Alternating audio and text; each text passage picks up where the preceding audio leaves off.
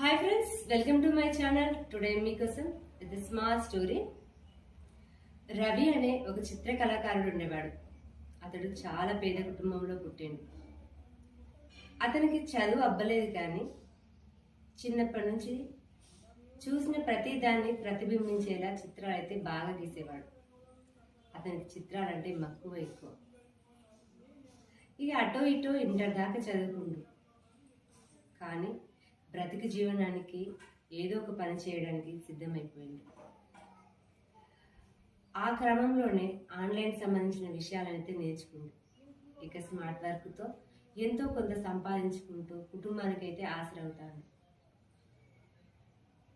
కానీ అతని కళ అలానే ఉండిపోయింది. అప్పుడే అతనికి ఒక ఐడియా వచ్చింది. ఈ పెరుగుతున్న టెక్నాలజీతో తన టాలెంట్ను ప్రదర్శించుకోవాలనుకున్నాడు. ఇక్కడే ఒక చిక్కొచ్చి పడింది. చిత్రాలైతే గీస్తాడు, కానీ వేటికి సంబంధించి గీయాలో అతనికి తెలియదు. అప్పుడే అతనికి ఒక రచయిత పరిచయం అయ్యిండు. అతనికి ఆలోచనలు రాయడం మాత్రమే తెలుసు, ఎక్కడ నిరూపించుకోవాలో తెలియదు. ఈ ఇద్దరి ఆలోచనలకు అనుసంధానంగా ఉన్నాయి. తమ తమ టాలెంట్లను పదును పెడుతూ ఒకరి ఆలోచనలు ఇంకొకరి ఆకృతులుగా తోడై అనేకంగా ప్రింటింగ్ వేస్తూ ఆన్లైన్ షాపింగ్లో క్యాష్లెస్ మనీని ఎర్న్ చేసుకుంటున్నారు.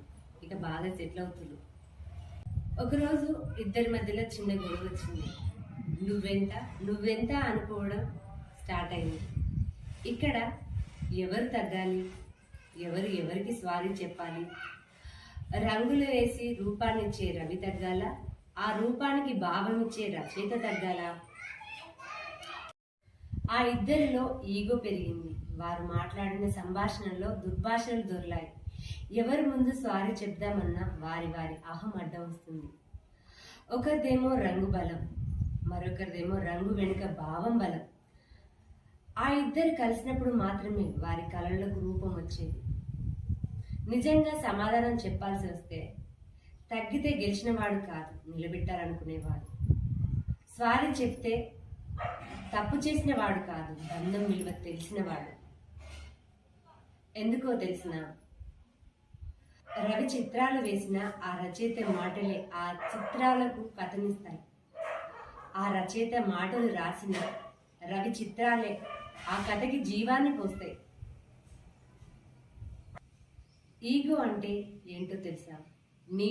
నేనే ఎక్కువ అనే మనసు. కానీ విజయం అనేది మనం కలిసి ఉంటేనే అని చాటి చెప్పే గొప్ప మనసు. దాన్ని ఎవరైతే ముందు గ్రహిస్తారో వారే స్వారీ చెప్తారు.